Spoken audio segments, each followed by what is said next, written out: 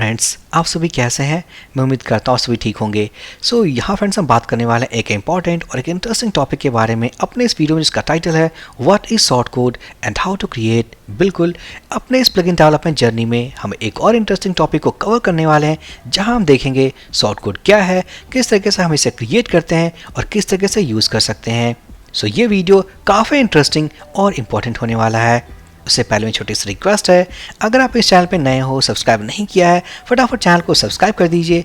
आपके सब्सक्राइब करने से मुझे प्यार और चैनल को सपोर्ट मिलता है।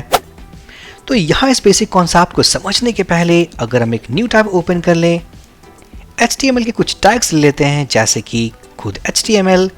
देन हमारे पास एक और टैग है, that is head tag and table tag. तो जैसा कि हम जानते हैं, इन सारे टैग्स का कुछ इंपॉर्टेंट रोल है इनसाइड HTML। इसी तरीके से शॉर्ट कोड एक इंपॉर्टेंट रोल प्ले करते हैं इनसाइड वर्डप्रेस।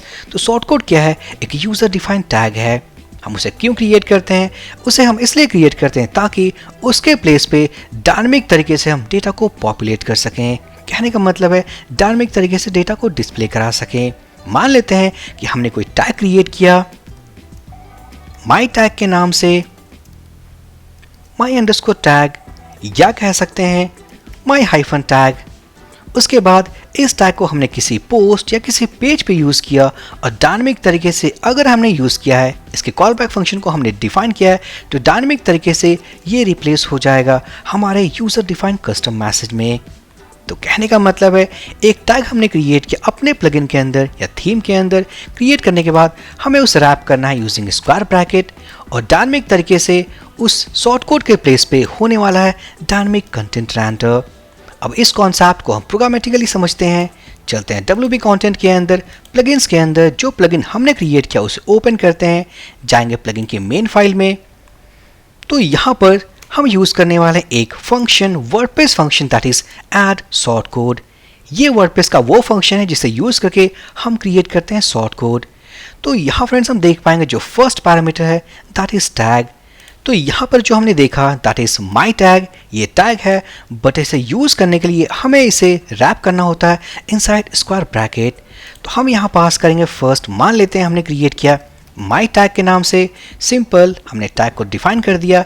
उसके बाद हमें डिफाइन करना है कॉल बैक फंक्शन, ताकि इस टैग को हम रिप्लेस कर सकें अपने डायनामिक कंटेंट के साथ। तो यहाँ मैं क्या करने वाला हूँ, सिंपल एक फंक्शन को हम डिफाइन करने वाले हैं। जैसे कि handle my tag.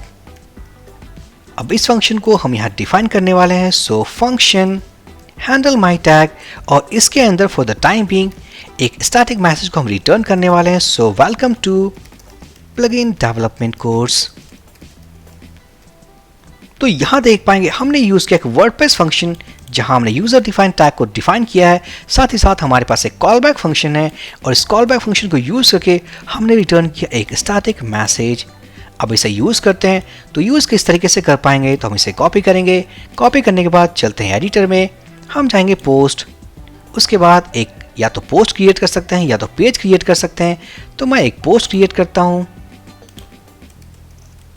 My first short code, और यहां पर उस शॉर्ट कोड को यूज करने का जो सिंटैक्स है, फर्स्ट हमें पास करना है स्क्वायर ब्रैकेट, देन हमारा वो tag. It is my hyphen tag. हम इसे सेव कर देंगे। पब्लिश हम इसे ओपन कर लेते हैं, तो हम देख पाएंगे welcome to plugin development course. तो बैकएंड में जो हमारे पास है that is all about tag, but front end में जो कॉल बैक फंक्शन हमने यहाँ डिफाइन किया है, it is handling all about the front end view. यहाँ पर इस कॉल बैक फंक्शन को एज अ कोर PHP हमने इसी फाइल में डिफाइन कर दिया है। अब हम क्या करने वाले हैं, सिंपल हम इसे रिमूव कर देते हैं। हम यूज़ करेंगे PHP ऑब्जेक्ट ओरिएंटेड कॉन्सेप्ट के अकॉर्डिंग, तो हम यहाँ से इसे रिमूव कर देंगे। हम पास करने वाले एक एरे, इस एरे के अंदर हमारे पास फर्स्ट होने वाला है ऑब्जेक्ट। हम इस ऑब्जेक्ट को कॉपी कर लेते हैं। कॉपी करने के बाद इसके फर्स्ट पैरामीटर हम पास कर देंगे, means first value, and secondly से SMS हैंडल शॉर्ट कोड, या कह ले हैंडल फर्स्ट शॉर्ट कोड। हम इसे कॉपी कर लेते हैं। कॉपी करने के बाद जाएंगे अपने क्लास फाइल के अंदर, class student management dot PHP, और स्क्रॉल करके एट द एंड हम यहाँ इसे डिफाइन करने वाले हैं। It is callback function. So public function and method name, ये हमारे पास स्पेलिंग मिस्टेक है. देन हम क्या करेंगे, एक सैम्पल मैसेज या स्टैटिक मैसेज हम रिटर्न कर लेते हैं. So return this is our first short code. Save करने के बाद हम रीलोड करने वाले हैं तो हम देख पाएंगे this is our first short code. यहाँ पर फिलहाल हमने रेंडर किया एक स्टैटिक मैसेज, बट यहाँ फ्रेंड्स आप पूरा का पूरा HTML रेंडर कर सकते हो. कैसे, चलिए वो भी देख लेते हैं. तो यहाँ मैं क्या करने वाला हूँ, इस पेजेस के अंदर हम एक फाइल को क्रिएट करने वाले हैं. शॉर्ट कोड या कह लें form-shortcode.php, और यहाँ इस PHP फाइल में हम एक फॉर्म को क्रिएट करने वाले हैं. सो फॉर्म टैग, इसके अंदर होने वाला है एक p टैग. इसके अंदर हम डिफाइन कर लेते हैं एक लेबल जैसे कि नेम फील्ड, और यहाँ मैं क्रिएट करने वाला हूँ input type text name equals to name. फिलहाल के लिए दो फील्ड के साथ हम काम करने वाले हैं. सो लेबल, यहाँ होने वाला ईमेल. देन हम ऐड करेंगे इनपुट टाइप टेक्स्ट या input type email and name equals to email. And finally after 2 paragraphs हम एक और पैराग्राफ को ऐड करेंगे for button. So button equal to submit. तो फाइनली हमने एक फॉर्म क्रिएट कर लिया है. ये एक डमी फॉर्म है. अब इस फॉर्म को या कह ले इस पूरे लेआउट को हम ऐड करने वाले हैं अपने इस मेथड के अंदर. तो इस पेज को इंक्लूड करने के लिए सिंपली हम यूज़ करने वाले हैं जैसे कि हमने प्रीवियस फाइल्स को अटैच किया है यूजिंग इंक्लूड वंस. और उसके बाद हम जाने वाले हैं अपने मेन क्लास फाइल पे, मीन्स मेन प्लगइन फाइल. इस कांस्टेंट को हम कॉपी कर लेंगे. कॉपी करने के बाद प्लगइन के पाथ के बाद हम जाने वाले हैं पेजेस फोल्डर के अंदर, और इस पेजेस फोल्डर के अंदर से हम कॉल करेंगे form-shortcode.php. सो form-shortcode.php. सेव करने के बाद चलते हैं ब्राउज़र पे, रीलोड करते हैं. ओके, तो हम देख पाएंगे हमारे पास एक फॉर्म है that is name, email and submit button. अगर हम इसे इंस्पेक्ट करें तो हम देख पाएंगे हमारे पास कंप्लीट एक फॉर्म है, और इस फॉर्म को हमने इंक्लूड किया है इस पेज पे using our custom short code. अभी डिज़ाइन बिल्कुल परफेक्ट नहीं है, बट अपने CSS के साथ इस पूरे डिज़ाइन को हम सेट कर सकते हैं ताकि ये जो फॉर्म हो बिल्कुल फ्रंट एंड पे बिल्कुल सही से दिखे. सो ये फ्रेंड्स एक बेसिक कॉन्सेप्ट क्लास था जहां हमने ये देखा शॉर्ट कोड क्या है, किस तरीके से हम उसे क्रिएट कर सकते हैं, और फाइनली किस तरीके से यूज़ कर सकते हैं. एक और बात बिफोर क्लोजिंग दिस वीडियो, अगर आप नहीं चाहते यहाँ डिफाइन करना इस ऐड शॉर्ट कोड को, तो सिंपल हम इसे कमेंट कर देंगे. कमेंट करने के बाद हम जाएंगे अपने इस क्लास फाइल पे, और इसका जो कंस्ट्रक्ट मेथड था हम इसे यहाँ डिफाइन कर सकते हैं. सो ऐड एक्शन के बाद हम पास करेंगे माई टैग.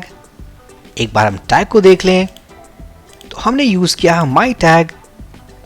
उसके बाद हमारे पास होने वाला है कॉलबैक फंक्शन. सो एरे, यहाँ पास करेंगे this keyword, and second all about the callback method name. तो मेथड नेम हमारे पास क्या है, SMS_handle_first शॉर्ट कोड. हम उसे कॉपी कर लेंगे. कॉपी करने के बाद हम इसे पेस्ट कर देंगे. सब कुछ सेव करने के बाद यहाँ से हमने रिमूव कर दिया है, मीन्स कमेंट कर दिया है. सब कुछ सेव करने के बाद अगर हम रिलोड करें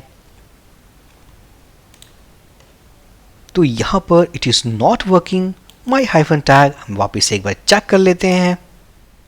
तो यहाँ पर जो एरर है एंड ओके, हमने यूज़ किया ऐड एक्शन, बट यहाँ हमें यूज़ करना है ऐड शॉर्ट कोड.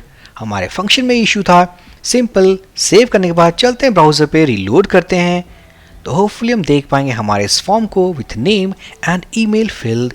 तो successfully this is only the overview class जहां हमने देखा शॉर्टकट को कैसे क्रिएट करते हैं और किस तरीके से यूज़ कर सकते हैं. नेक्स्ट वीडियो में बात करेंगे कि शॉर्टकट के अंदर पैरामीटर्स को हैंडल करना हो तो पैरामीटराइज शॉर्टकट हम किस तरीके से क्रिएट कर सकते हैं. सो आई होप ये वीडियो काफ़ी इंपॉर्टेंट और इंटरेस्टिंग था. सो प्लीज़ लाइक कर दें, कमेंट कर दें, चैनल को सब्सक्राइब कर दें. हम मिलते हैं अपने नेक्स्ट वीडियो में. So for this video session guys, thank you for watching and have a great day.